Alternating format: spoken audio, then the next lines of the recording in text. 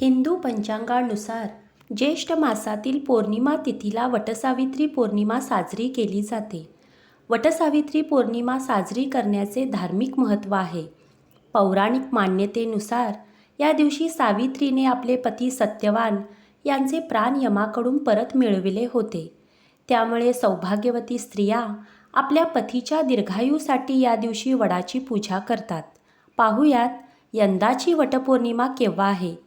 जाणून घेऊयात तिथी, शुभमुहूर्त आणि वटपौर्णिमेचे महत्त्व काय आहे. यंदा वटपौर्णिमा मंगळवार दिनांक 10 जून 2025 या रोजी आहे.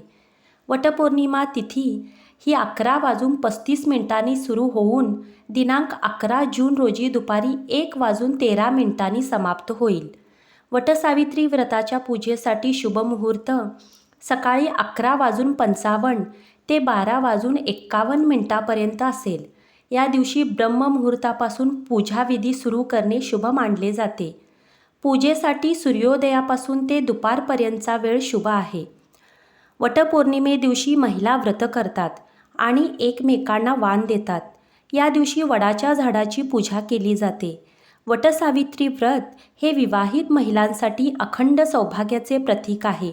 असे मानले जाते की ब्रह्मा, विष्णू आणि शिव हे वटवृक्षात राहतात आणि त्यांची पूजा केल्याने त्रिदेवांचे आशीर्वाद मिळतात.